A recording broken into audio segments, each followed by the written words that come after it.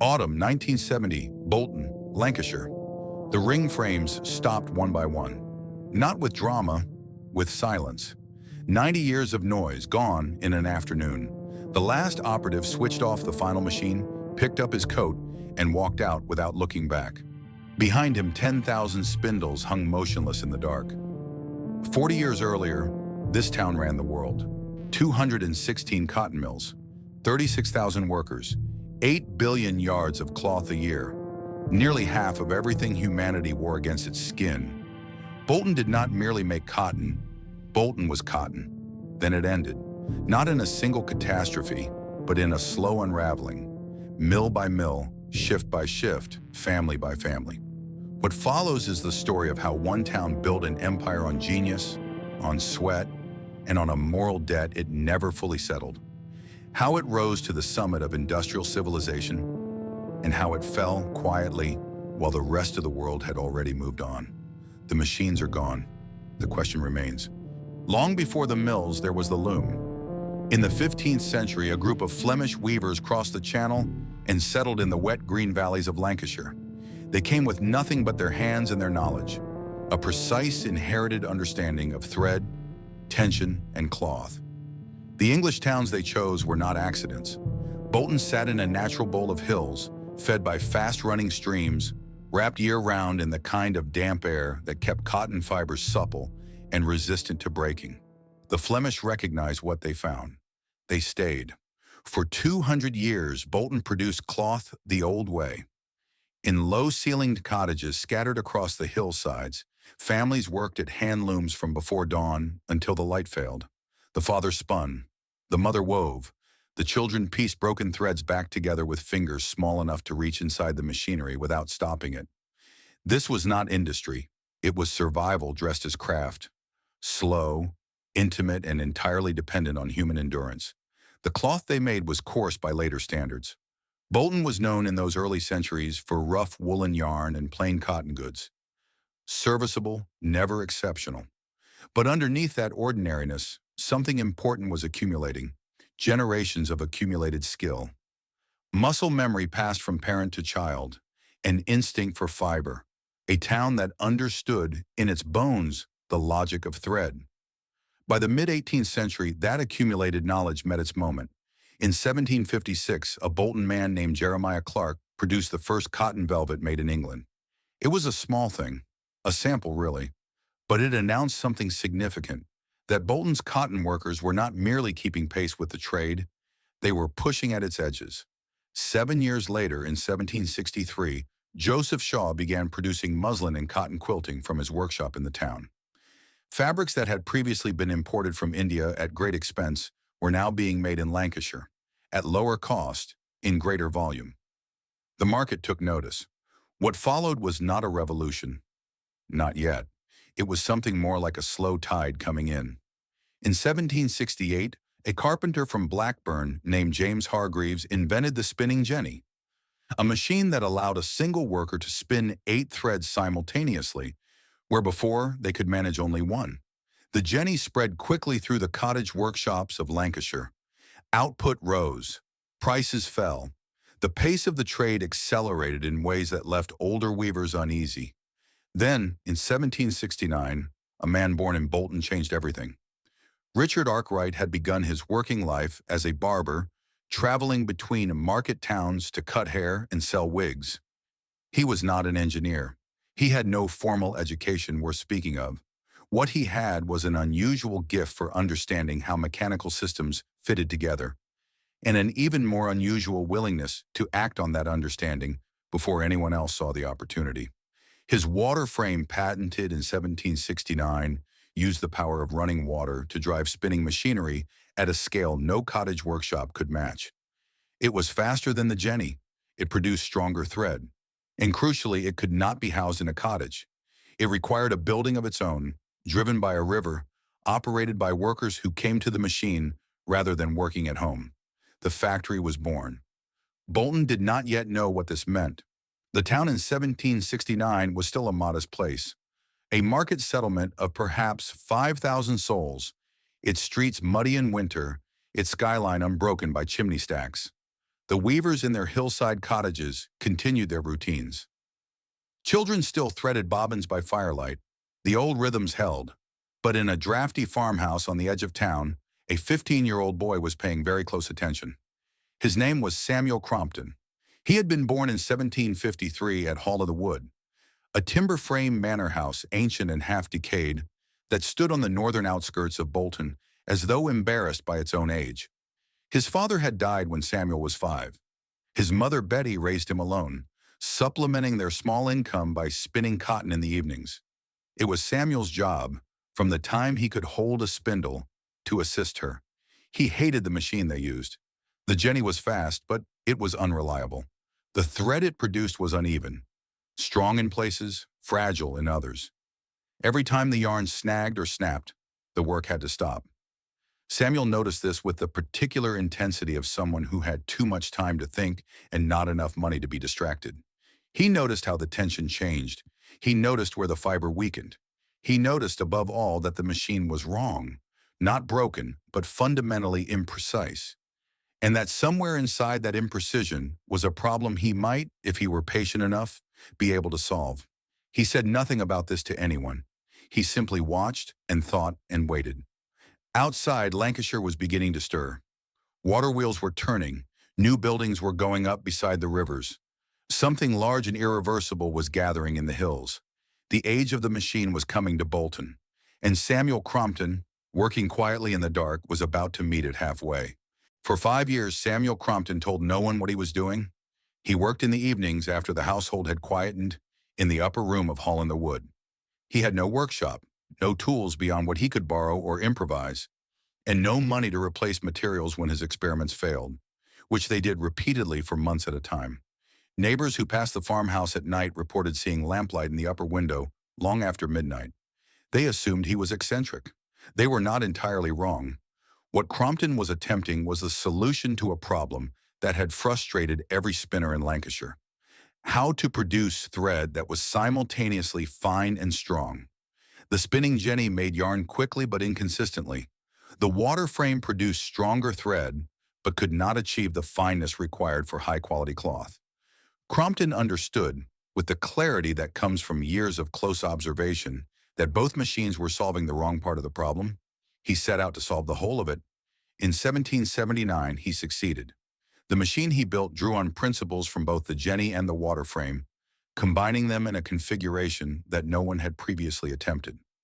A moving carriage stretched the fibers as they were drawn out, controlling the tension with a precision that neither predecessor could match. The result was a yarn of extraordinary quality, finer than anything produced by the jenny, stronger than anything the water frame could manage. Bolton's weavers, when they first handled thread spun on Crompton's machine, struggled to believe it had come from a Lancashire workshop rather than from the finest mills of India. He called it the spinning mule. Word spread, as it always does in small towns, despite his efforts to contain it. Other spinners began appearing at his door, asking to inspect the machine. Some offered to pay for the privilege. Crompton, who was neither a businessman nor a strategist, found himself in an impossible position. He could not patent the device, lacking the funds to do so, and he could not prevent others from copying what they had already seen. In the end, he did what a man without options does. He negotiated the best terms he could. He sold the machine's secrets for $60. The manufacturers who paid that sum, a consortium of Bolton mill owners, immediately grasped what they had acquired. Within months, spinning mules were operating in workshops across the town. Within years, they had spread across Lancashire. The machine that Crompton had spent 5 years perfecting in secrecy became, within a single decade, the engine of the entire British cotton trade. Bolton, which had always produced competent cloth, now produced something no other town in the world could match: fine yarn of consistent, extraordinary quality. The aristocracy of thread made in the wet hills of Lancashire. The first purpose-built spinning mill opened in Bolton in 1780. Then another, then a dozen more. The rivers that had powered modest workshops were now driving machinery of a scale that the Flemish weavers of 2 centuries earlier could not have imagined. Steam followed water, coal followed wood. The hills around Bolton, once green and largely silent, began to fill with the sound of engines and the slow darkening of smoke. The population felt the change immediately. In 1773, a survey had counted 5 to 139 people in Bolton. By 1801, the number had risen to 17,416. By 1851, it would reach 61,000. People poured in from the surrounding countryside, from Wales, from Ireland, drawn by the promise of wages, however modest, in a town that was visibly, urgently growing. Streets were laid down. Terraces were built. Public houses multiplied. The old market town disappeared beneath the new industrial one, brick by brick. Crompton watched all of this from a careful distance. In 1812, 33 years after his invention had transformed an industry, he petitioned Parliament for financial recognition. A committee considered his case. Witnesses testified to the scale of what the spinning mule had generated. Estimates placed the value of yarn being spun annually on his machine in the hundreds of millions of pounds. Parliament agreed that something was owed. They awarded him $5,000. It was not nothing, but it was not enough. Crompton invested the money in a bleaching business that failed within a few years. He died in 1827 in modest lodgings in Bolton without the financial security that men far less talented than him had acquired by simply being in the right place at the right moment of the industrial expansion his own genius had made possible. 35 years after his death, the town erected a statue in his honor. It stands today in Nelson Square. A dignified bronze figure looking out across a Bolton he would not entirely recognize. The mills that his invention built have gone. The inscription records his achievement with appropriate gravity. It does not record what he was paid for it. By 1810, however, no one in Bolton was thinking about Samuel Crompton's finances. The town was moving too fast for reflection. New mills were opening every season. The demand for workers was insatiable. Children as young as 6 were being employed to sweep beneath the machines, their small bodies useful in spaces that adult limbs could not reach. The hours were long, the air was thick with cotton dust, and the noise was a physical thing, a constant, grinding roar that workers carried home in their ears each evening and woke to again before dawn. This was the empire Bolton was building. It needed hands, tens of thousands of them, and it was about to find them. Bolton made a distinction that the rest of Lancashire could not. Other mill towns spun coarse yarn, cheap, fast, functional. Bolton spun fine. The difference was not merely technical, it was the difference between producing cloth that kept a factory worker warm and producing cloth that a Maharaja might order by name, specifying Bolton above all other origins. Fine yarn required better machines, more experienced hands, and a tolerance for slower output in exchange for higher quality. Bolton had developed all three across decades of accumulated craft, and it guarded that advantage with the particular jealousy of a town that understood exactly how much it was worth.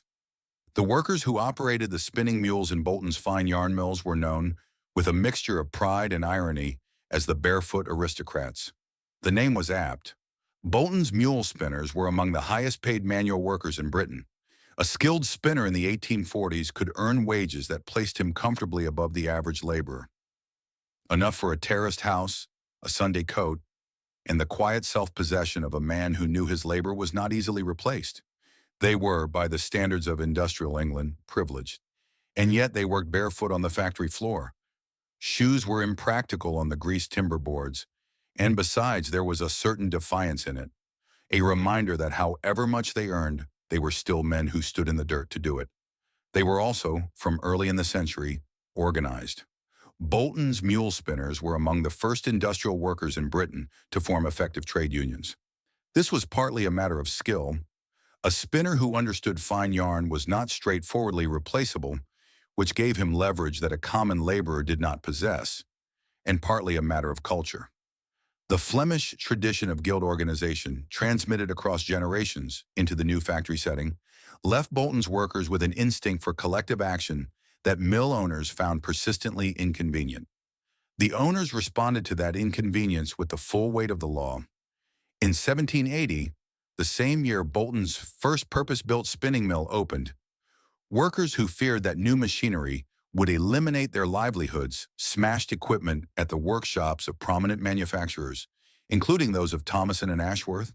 The riots were suppressed, the machinery was replaced, The workers who led the action were prosecuted, but the underlying tension did not resolve. It simply waited. In 1818, it surfaced again.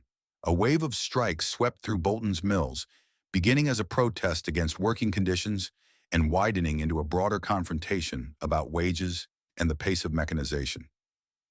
Before it was over, damage estimated at $30,000 had been inflicted on mills owned by Ormerod and Hardcastle alone, a figure that, in the currency of the time, represented something close to an act of industrial warfare. The strike of 1823 proved costlier still for the workers themselves. Several spinners were prosecuted and imprisoned under the combination laws, legislation specifically designed to make trade union activity illegal. The men who were sentenced had organized their colleagues, withheld their labor, and asked for fair terms. For this, they went to jail. What the mill owners could not suppress, however, was the daily reality of what their workers endured. Inside Bolton's fine yarn mills, the working environment was managed with one priority: the welfare of the cotton, not the welfare of the people spinning it. Fine yarn required high humidity and elevated temperatures to prevent the fibers from drying and breaking. Mills were kept at 85 to 90 degrees Fahrenheit year-round, the air thick with moisture and with the fine white dust that rose from the cotton with every pass of the machinery.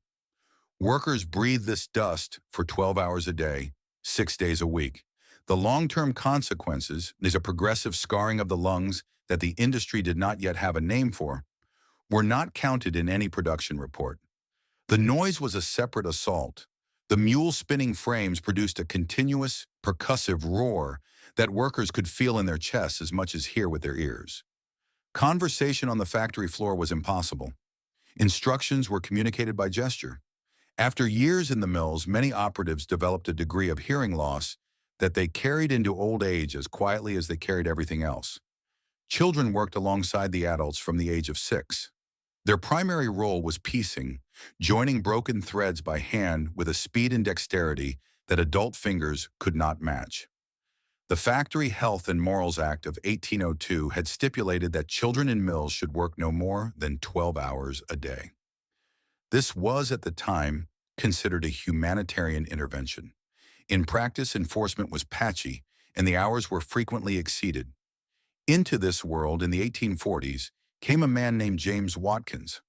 Watkins had been born into slavery in the United States.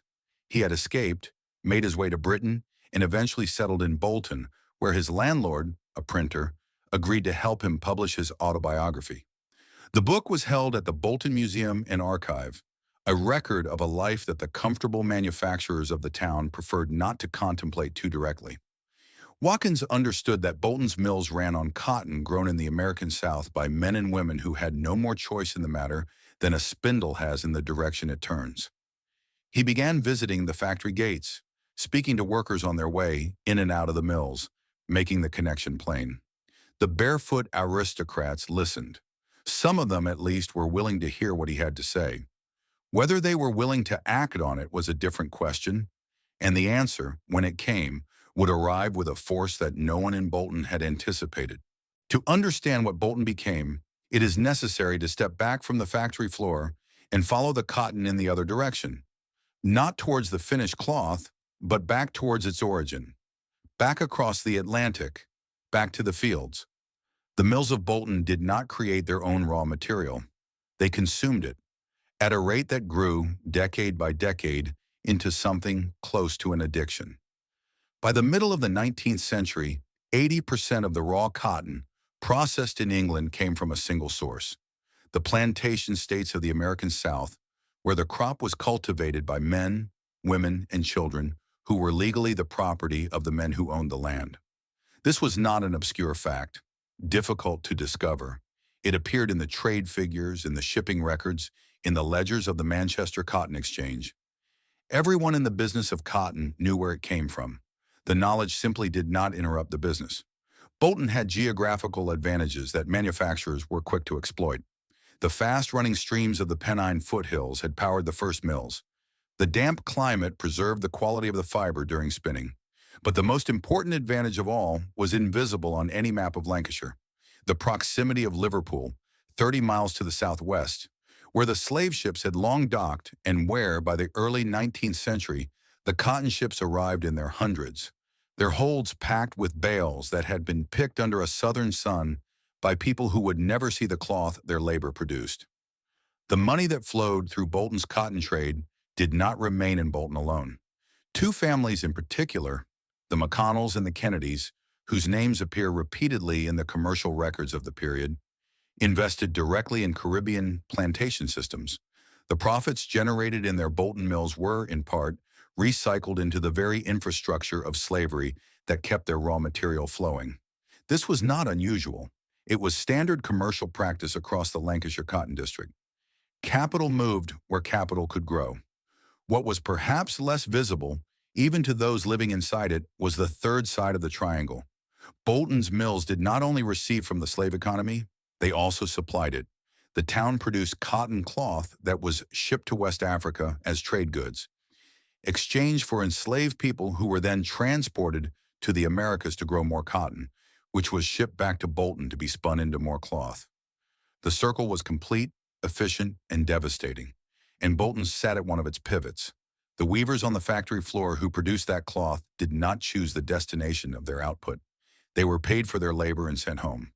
The moral architecture of the system was constructed at a level they could not see and were rarely invited to consider. There was another cost closer to home, though it received even less attention. The mechanization that had made Bolton's mills possible had not occurred in an economic vacuum. Before the spinning mule, before the water frame, before the jenny, the Lancashire textile trade had been sustained by handloom weavers.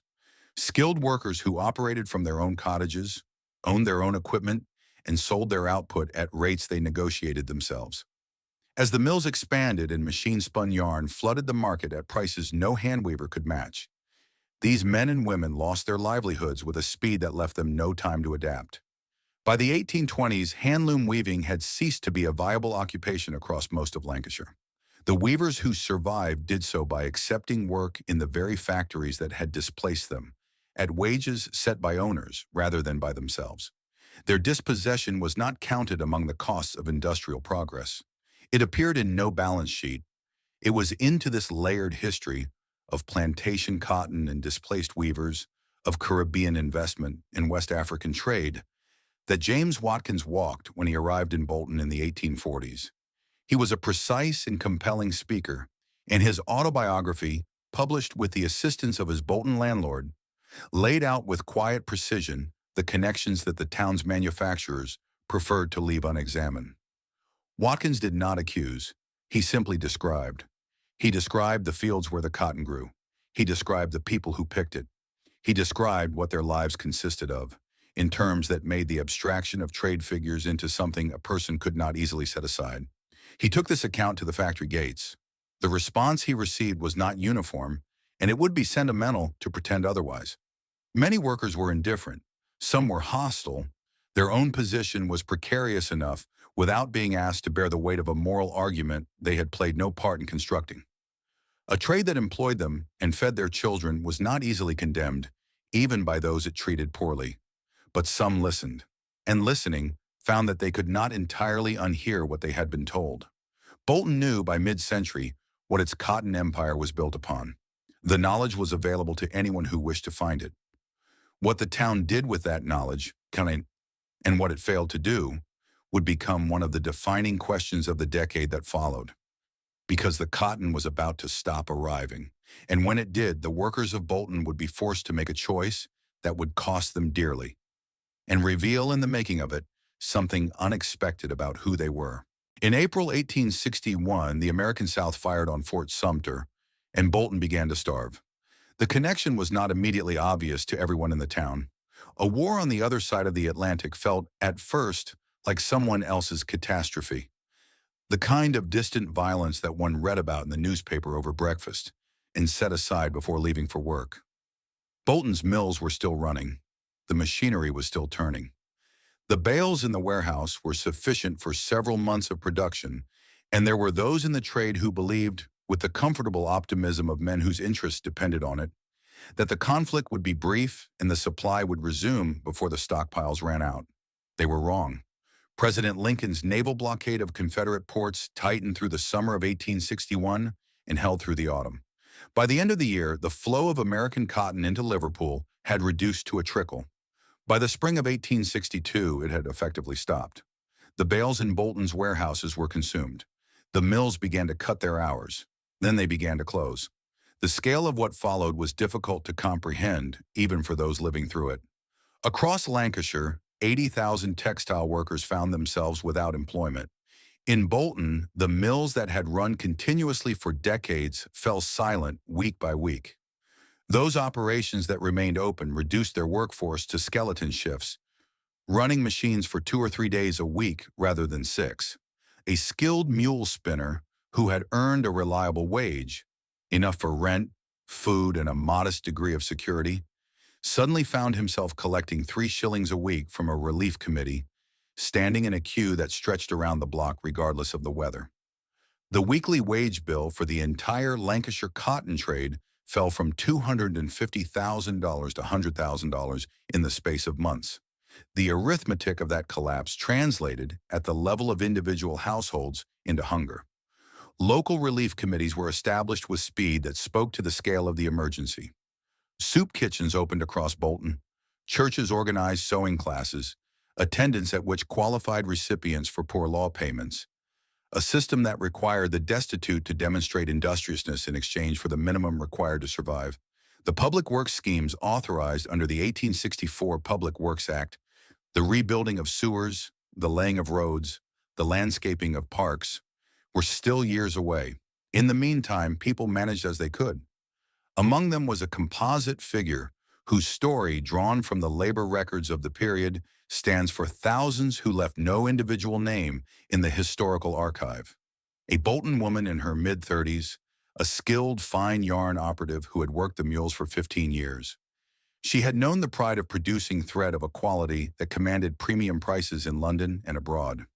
She had raised her children on the wages of that skill.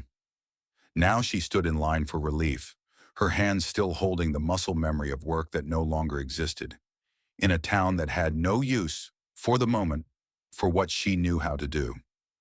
The cotton was gone. The question as winter came on was what Bolton would do next. On the 31st of December 1862, a meeting was held at the Free Trade Hall in Manchester. The men and women who filled it had walked through winter streets to get there. Many of them had not eaten adequately in months.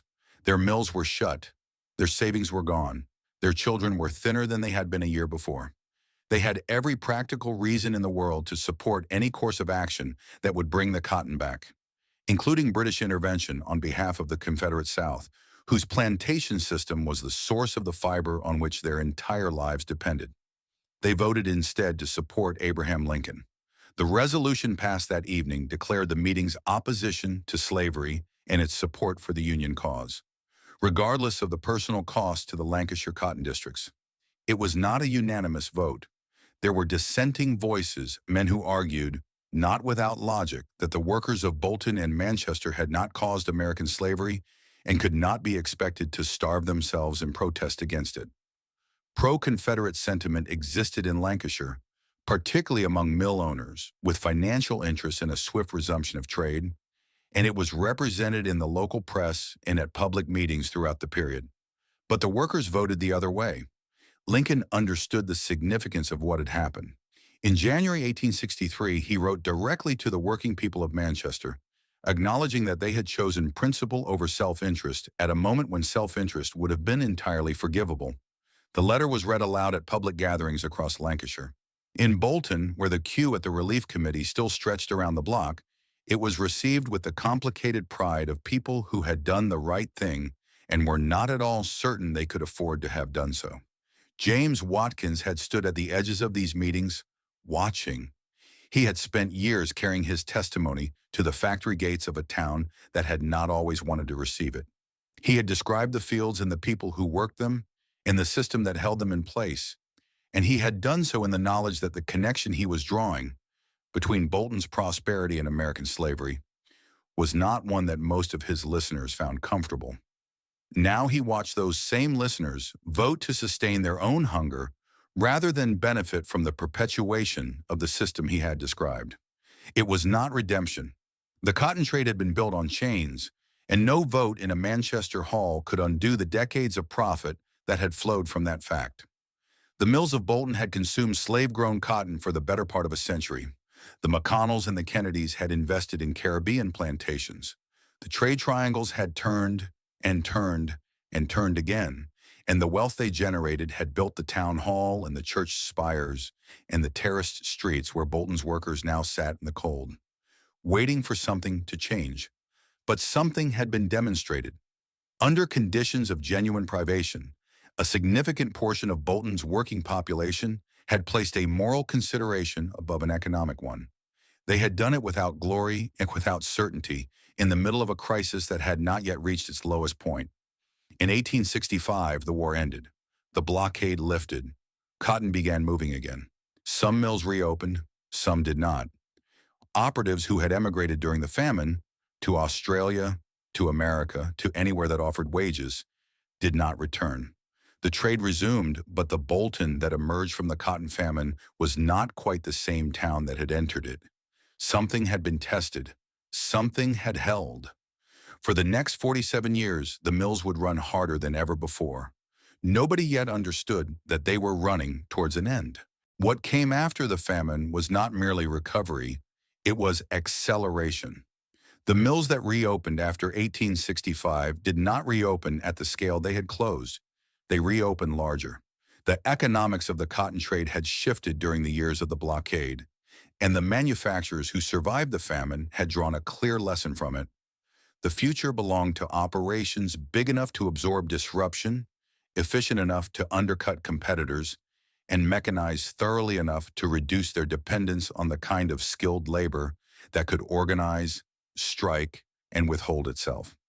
The small family mill, the intimate, semi-artisanal operation that had characterized Bolton's early industrial period, gave way steadily and then rapidly to something altogether more imposing. New mills went up across the town in the final decades of the 19th century. They were built of the dark Lancashire brick that absorbed soot and weather until the buildings seemed to have grown from the hillsides rather than been constructed on them. Their spinning rooms stretched for hundreds of feet. Their engine houses contained machinery of a scale that would have seemed fantastical to the men who had built the first Bolton mill in 1780. The ring frame, a continuous spinning mechanism that required less skill to operate than the mule, but ran faster and with fewer interruptions, began to appear alongside the older machinery, pulling output upward season by season. The numbers that resulted were, by any standard of the age, extraordinary. By 1881, a single directory of Bolton's cotton mills listed operations with spindle counts that strained comprehension. Barlow and Jones alone ran 210,000 spindles across 4 mills. The Bolton Union Spinning Company operated 145,000. Crosses and Winkworth ran 325,430. These were not cottage industries scaled up.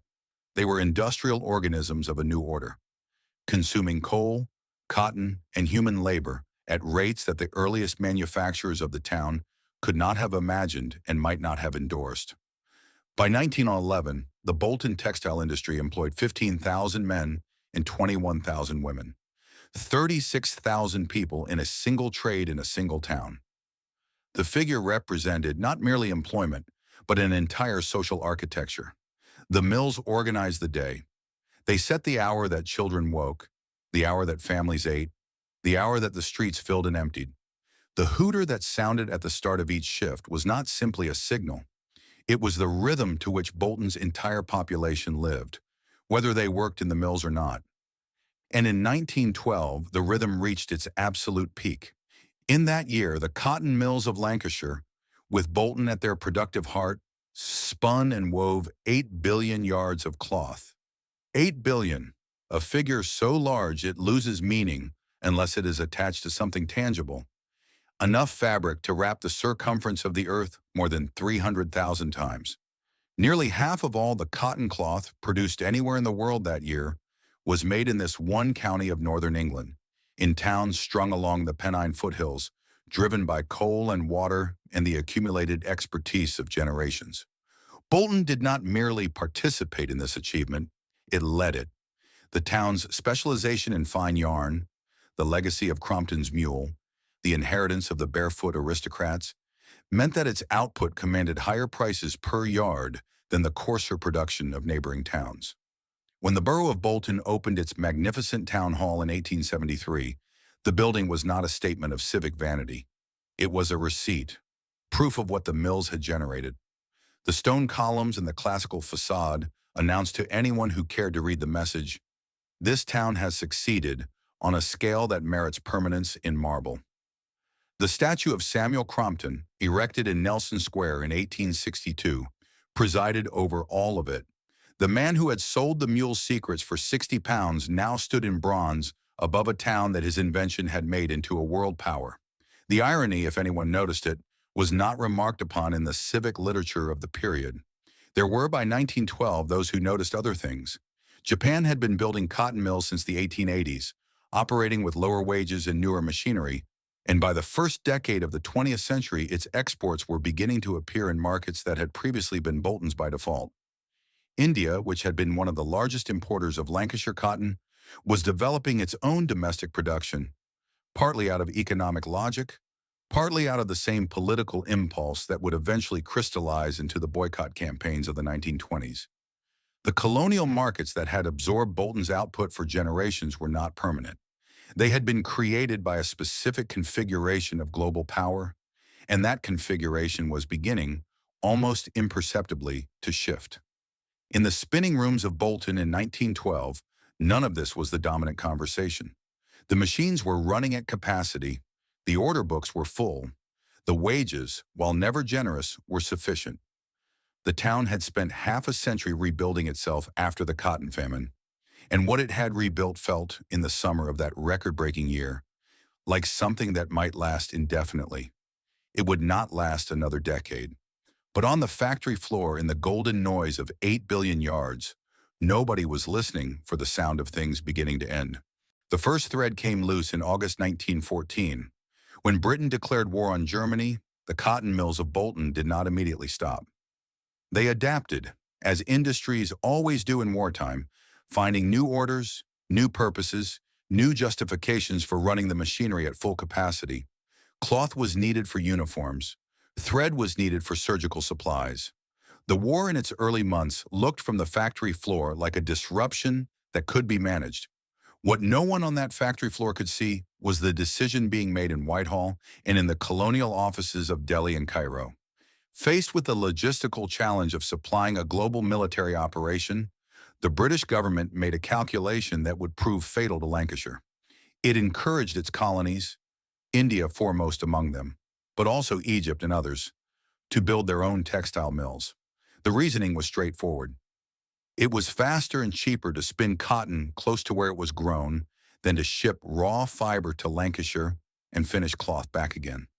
The war made self-sufficiency a military virtue. The war ended in 1918. The mills it had built in India and Egypt did not close. They had been constructed with capital, expertise, and machinery that could not simply be dismantled when the emergency passed. Lancashire had trained its own replacement, at its own government's instruction, in the middle of a crisis that left it no room to object. The markets did not come back. Through the 1920s, Bolton's mill owners watched order books that had once filled themselves require increasing effort to sustain. Export figures that had seemed permanent began to erode, slowly at first, then with gathering speed. The fine yarn trade, Bolton's particular pride, proved no more immune than the coarser production of its neighbors. Quality was no defense against a competitor who could produce acceptable cloth at half the price.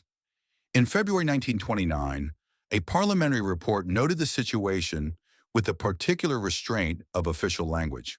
In Bolton, nearly 30% of the town's spinners had worked less than half their contracted hours that month. Behind that statistic were households running out of savings, rent falling into arrears, meals growing smaller and further apart. The machinery that had defined Bolton's identity for 150 years was standing idle for 3 days out of every 5. Not because it was broken, but because no one was buying what it produced at a price that covered the cost of running it. The Bank of England's response arrived in 1929 in the form of the Lancashire Cotton Corporation, an organization established to rationalize the industry by the blunt mechanism of consolidation and closure. The corporation purchased 104 mills across Lancashire, assessed their viability, and began shutting those it judged unrecoverable. It was the financial logic of triage: sacrifice the weakest to preserve something of the whole. For the towns whose mills were selected for closure, the distinction between industrial rationalization and industrial abandonment was difficult to perceive. Then came Japan. By 1933, Japan had surpassed Britain to become the world's largest producer of cotton textiles. It had done so with newer machinery, lower wages, and a strategic commitment to export markets that Lancashire had once considered its own by right of prior occupation. The mills of Osaka and Nagoya were running ring frames of a generation more recent than much of what remained in Bolton. They were producing cloth that was not as fine as Bolton's best, but it was fine enough, and it was cheaper. And in a world economy that had been reshaped by depression and debt, cheap was what the market wanted. India, meanwhile, had found a different weapon. Mahatma Gandhi's campaign of non-cooperation with British colonial rule included, from the early 1920s onwards, a systematic boycott of Lancashire cotton goods. Indian consumers were urged to buy Indian-made cloth or to return to hand spinning. The charkha, Gandhi's spinning wheel, became a symbol of resistance that was aimed, with considerable precision, at the economic foundation of British industrial power. For Bolton, which had supplied the Indian market for generations, the boycott was not a political abstraction. It was canceled orders. It was spinners sent home early. It was one more column of figures moving in the wrong direction. The Second World War produced a brief and misleading reprieve. Military demand for textile goods pushed Bolton's remaining mills back towards full operation.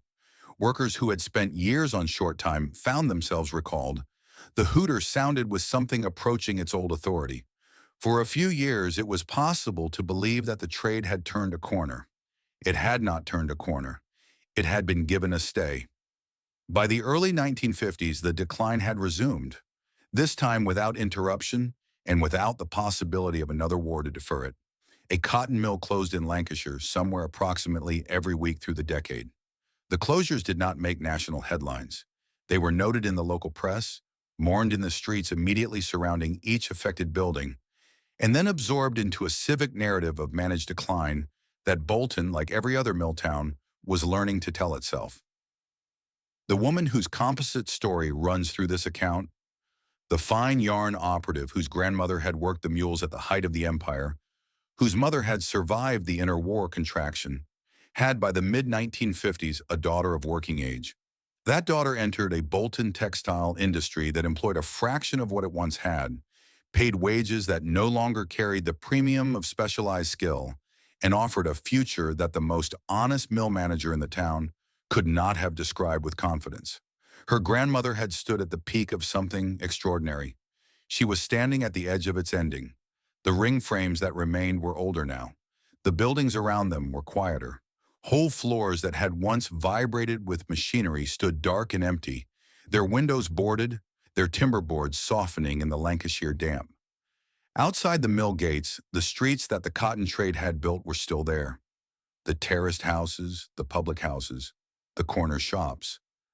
But the certainty that had once animated them was gone, replaced by something more provisional, more tentative. Bolton had not yet admitted what was happening, but the mills knew. The alarm went off at 5:30, as it always had. For the operatives who rose to it on that November morning in 1970, pulling on the same clothes, drinking the same tea, stepping out into the same cold Bolton streets, the ritual of preparation was indistinguishable from any other working day. The body does not easily abandon what it has been trained to do. Hands reach for coat hooks without being directed. Feet found the familiar route without requiring thought. The mill was where you went. That was simply what a morning was.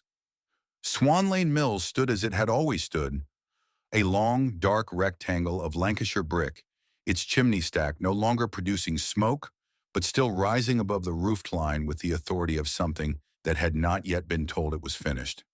The gates opened at 6.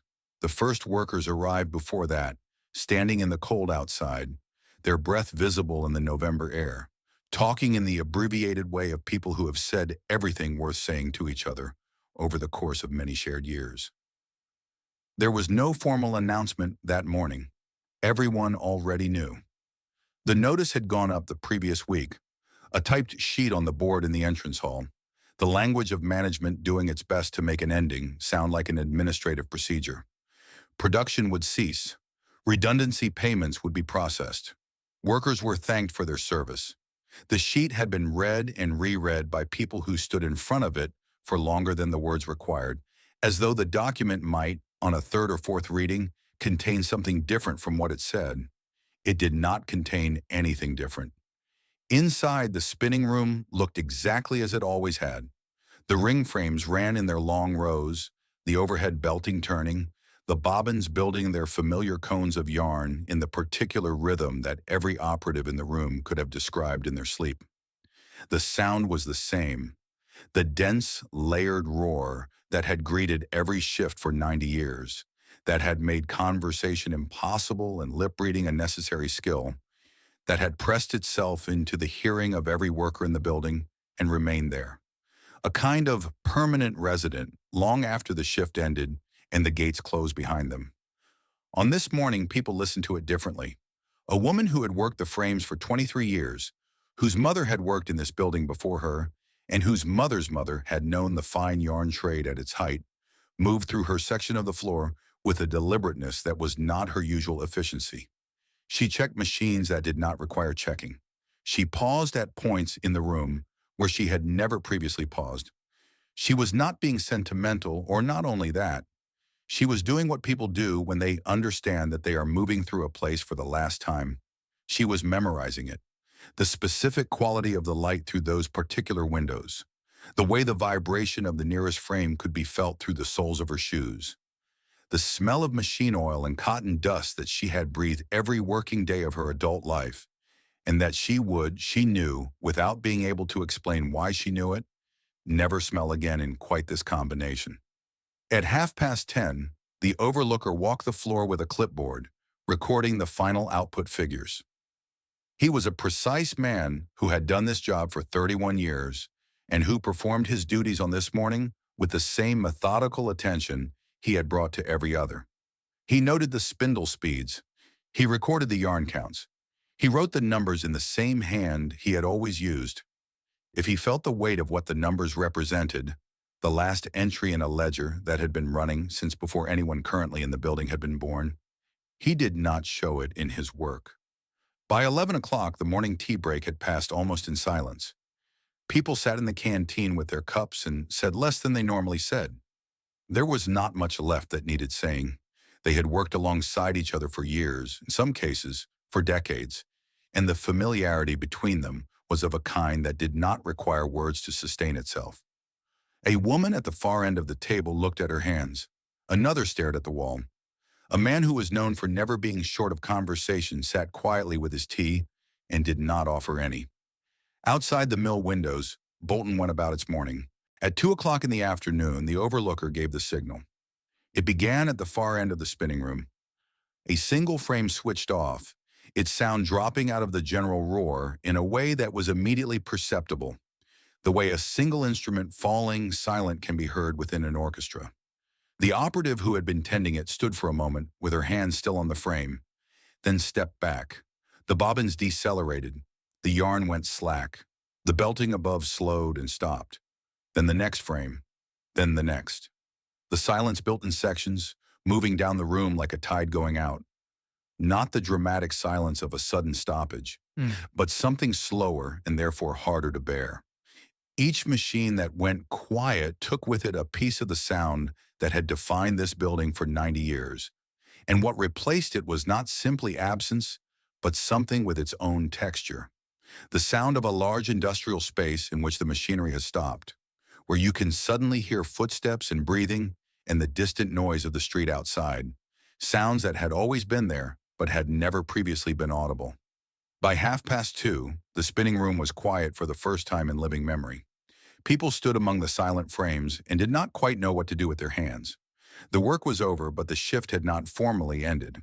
And so they remained in the room they had occupied for the last time, surrounded by machinery that would never run again, in a silence that felt provisional, as though the frames might at any moment be instructed to resume. They did not resume. The bobbin sat still. The belting hung motionless overhead. At 3 o'clock, the redundancy envelopes were distributed in the entrance hall. Brown paper, name written on the front in the overlooker's careful hand, a check inside representing the calculated value of years that could not, in the end, be adequately calculated. Workers took their envelopes and held them or put them directly in their coat pockets without opening them. The amount inside was already known. It had been discussed in kitchens and on doorsteps for the past week. The figures passed between neighbors with the grim precision of people who needed to know exactly what they had to work with. They left in ones and twos, pulling their coats on against the November cold. Some stopped at the gate and looked back at the building.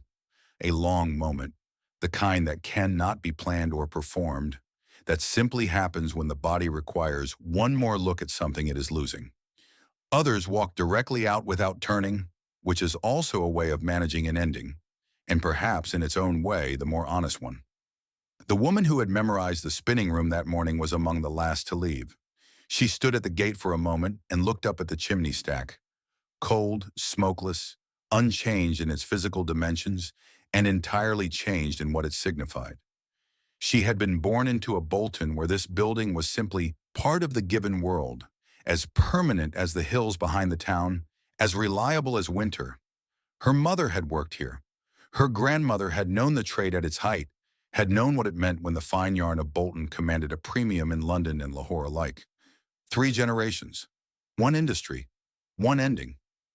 She walked home through streets that did not know yet what had happened, or rather streets that had been absorbing versions of this knowledge for 20 years, mill by mill, shift by shift, and had learned to receive each new instance of it with the diminishing shock of the repeatedly bereaved. The corner shop was still open. Children were coming home from school.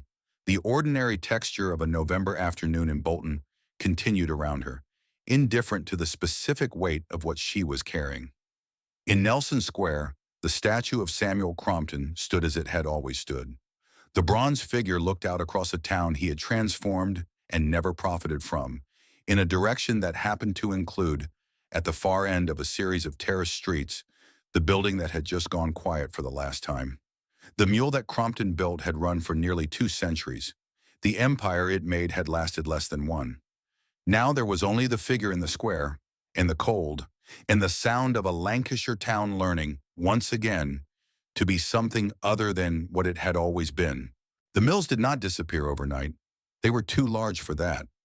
For years after the last shifts ended, the buildings remained, standing in the streets of Bolton with the stubborn solidity of structures built to last generations, which they had been by men who had not imagined that the industry animating them might prove less permanent than the brickwork. They were not beautiful exactly. Beauty had not been the intention. They were functional, massive, and entirely serious. The architectural expression of an enterprise that had understood itself as permanent.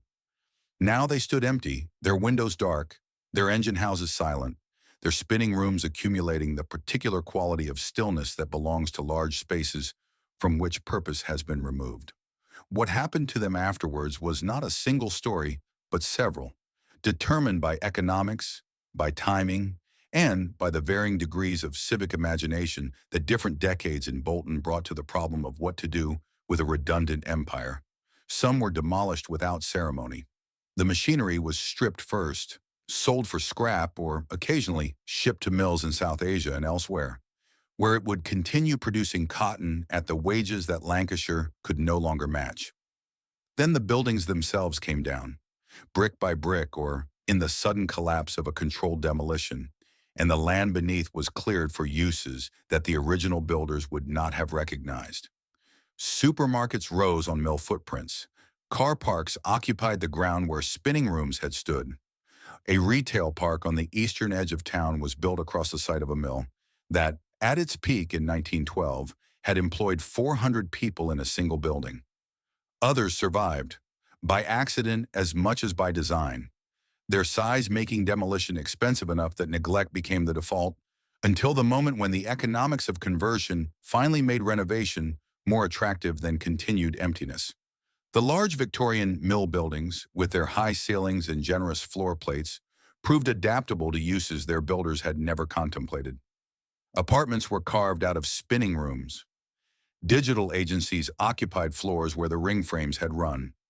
Climbing walls were installed in engine houses, still fitted with the original overhead crane rails. The transformation was not without a certain irony. Spaces built for collective industrial labor, in which hundreds of people had worked side by side in conditions that no contemporary employment law would have permitted, became desirable addresses for individual professionals who valued their exposed brick and their high windows. Barrow Bridge on the northern edge of Bolton survived in a different way. In the 1820s, mill owners Thomas Basley and Robert Gardner had built something unusual there. Not merely a factory, but a model industrial village, constructed on the belief that a worker who was decently housed and modestly educated would be a more reliable worker than one who was not. By 1835, the mill was operational. By 1836, a cooperative shop had opened, managed by a committee of mill workers. The village had its own school, its own reading room, its own social infrastructure, and it attracted visitors of note. Benjamin Disraeli came in 1840, sufficiently impressed to work elements of it into his novel Coningsby, thinly fictionalized as the settlement of Millbank. In 1851, the Prince Consort visited. The mill closed in 1877. The building was demolished, but the stone cottages that the workers had occupied remained, and they remain today. A line of neat terraces beside the stream that once powered the machinery, in a small valley that the city has absorbed into itself without quite erasing its original character. Walkers pass through on Sunday afternoons without necessarily knowing that the pleasant green space they are crossing was once the site of an experiment in industrial paternalism that a Victorian Prime Minister thought worth fictionalizing. The cotton itself moved on entirely. The fine yarn that Bolton had once produced at a quality no other town in the world could match is now made in Bangladesh, in Vietnam, in India. Countries whose textile industries were built, in some cases, on machinery and expertise that originated in Lancashire, and in others on the simple arithmetic of labor costs that the mills of Bolton could never have competed with, even at their most efficient.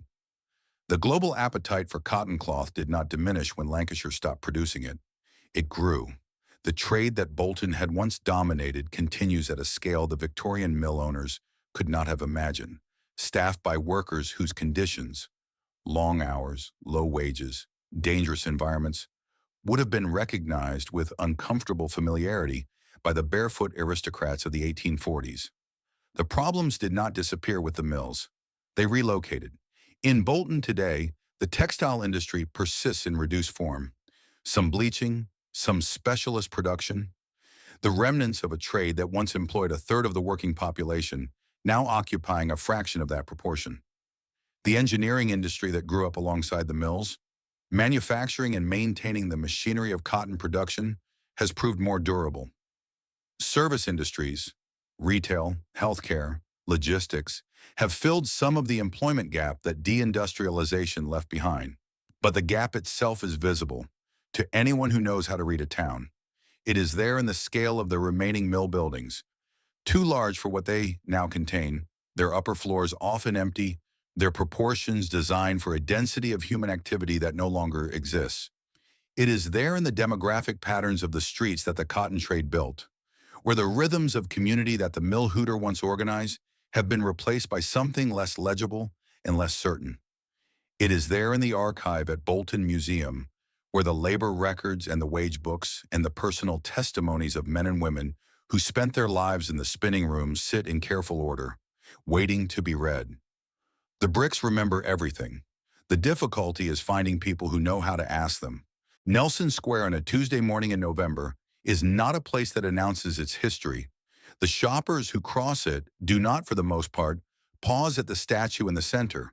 It is a Victorian bronze, dignified and somewhat overlooked, as civic statuary tends to become once the generation that erected it has passed. The inscription identifies the figure as Samuel Crompton and notes that he invented the spinning mule in 1779. It does not note what he was paid for the invention. It does not note how he died. These are the kind of facts that commemorative plaques, by long tradition, prefer to leave unrecorded. Crompton looks out across a Bolton that bears almost no resemblance to the one he knew. The mills that his machine made possible are gone, or converted, or standing empty behind hoardings. The chimney stacks that once darkened the sky above the town have been demolished one by one, until their absence has itself become the skyline's defining characteristic. The negative space where an industry used to be. The streams that powered the first mills still run through the valley, largely unnoticed, covered in places by the roads and car parks of a town that no longer has any use for moving water.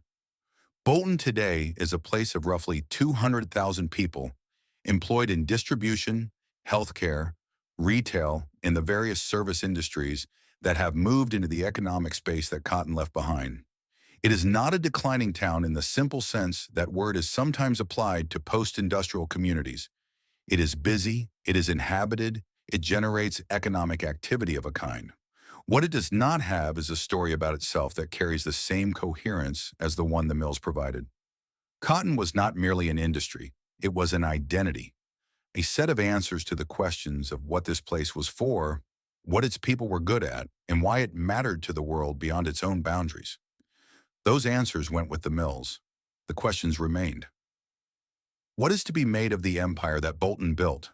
The honest answer is that it resists the clean conclusions that a certain kind of historical narrative prefers to offer. It was not simply a success story, the rags to riches arc of a Lancashire market town that industrialized its way to global dominance. The foundation of that dominance was inseparable from the plantation system that supplied its raw material, and the wealth it generated was distributed with a consistency of inequity that left the men and women who actually operated the machinery with a standard of living that was decent by the standards of their time and extractive by any standard that takes the long view. Samuel Crompton died in lodgings. The mill owners built town halls. Nor was it simply a story of exploitation. The barefoot aristocrats organized themselves with a tenacity that won legislative concessions that benefited workers across the country. The cotton operatives of Bolton who voted in the winter of 1862 to support Lincoln's Union despite their own starvation performed an act of collective moral seriousness that sits uneasily with any account of the working class as merely passive recipients of history. James Watkins carried his testimony to the gates of mills that ran on slave-grown cotton and was heard. These things happened in this town, and they are part of what the town was. The thread of the story, in other words, contains more than one kind of fiber. There is a particular cruelty in what eventually ended Bolton's cotton trade. The industry did not fail because its workers were unskilled or its manufacturers unambitious. It failed because the logic of global capital, the same logic that had made Bolton's fortune in the first place, simply moved on to cheaper locations. The fine yarn that Bolton's operatives had spent generations learning to produce, with an expertise that no machinery alone could replicate, was eventually produced elsewhere at lower cost, by workers whose conditions bore a family resemblance to those that Bolton's own labor movement had spent a century fighting to improve. Progress in the textile trade turned out to be partly circular. The statue in Nelson Square does not speak to any of this. It stands, as statues do, in permanent silence. A man cast in bronze at the moment of his achievement, before the 60 pounds, before the failed business, before the modest lodgings, and the quiet death. The plaque beneath records what he gave to Bolton. It does not record what Bolton gave him in return. Perhaps that is the most honest monument possible to an industrial empire. Not a record of what was taken, or what was lost, or what the human cost of 2 centuries of cotton production finally amounted to, but simply a figure looking out over a town that has moved on without fully understanding where it has been. The spinning mule is gone, the thread it pulled is still unwinding, and the question it left behind, of who builds empires and who pays for them, and what remains when the machinery finally stops, is one that Bolton never answered. It is one that no mill town ever has.